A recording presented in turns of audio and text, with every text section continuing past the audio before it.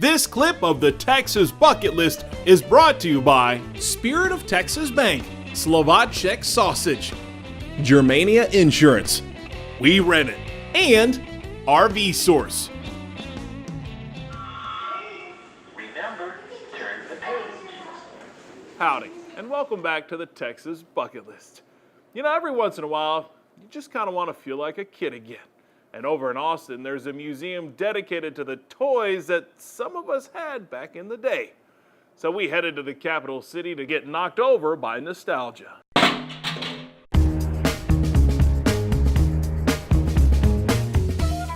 Austin, synonymous with live music, 6th Street, and our beautiful Capitol building. But thanks to a motto about keeping things weird, you can find some far-out features here, including the Austin Toy Museum. I think at my 30th birthday, I was like, I think I'm gonna open a toy museum, so. Caleb Zammit is the mid-30s mastermind who simply kept on collecting figures in hard-to-find fortresses since the fantastic 80s. How did you convince your mom not to get rid of it? That was tricky. The former teacher decided to open this museum to reminisce, and he needed a place to put all his toys. She was very understanding with my collection passion, and my wife too, luckily. But she's happy to have it all out of the house now, so she actually has her house back.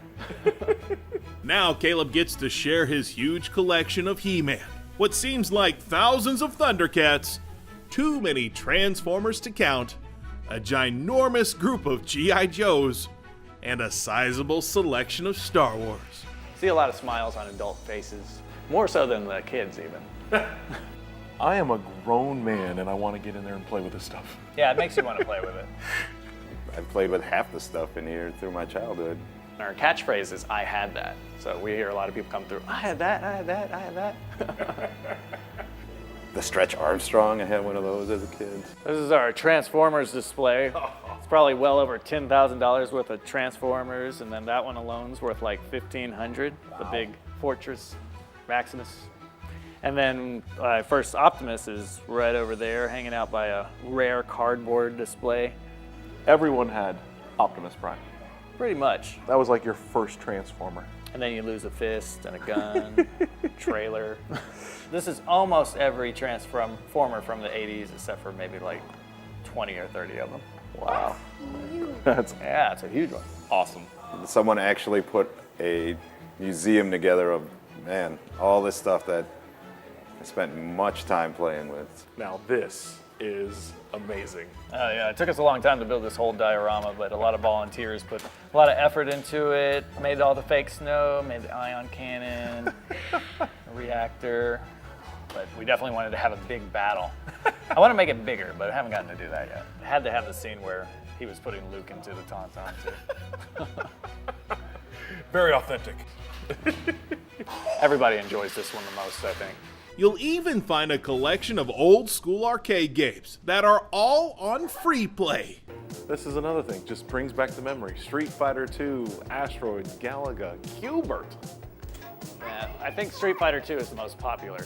I'm always Blanca. Oh man, Blanca was always my nemesis.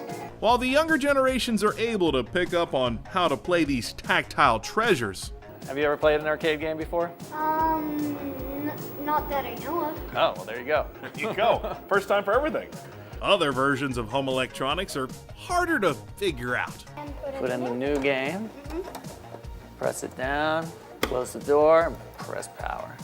Despite having this amazing collection that'll take you through the years, Caleb does have one thing to work on, other than the games. We've gotten complaints that we don't have enough girl toys. We need to work on that. Do you have this many toys? No. 10-year-old Rylan seemed to be having just as much fun as me. Oh no! Head bite. Do to me? Not only did he beat an experienced veteran on these arcades older than him, he added some pint-sized perspective. Have you ever seen a museum like this before? No. I've never seen a museum with a toy in it before. For me, I just still get joy out of it. You know, I remember stuff that I did as a kid, going over to my cousin Chuck's house to play ColecoVision, and you know, there's just good memories from it. How does this rate on museums you've been to? Best museum. They can relive their childhood and play a bunch of arcade games for free and see a bunch of toys and say, I had that. Great place. You guys come. It's worth it. You should go see them because there's millions of good old toys here, even good old games.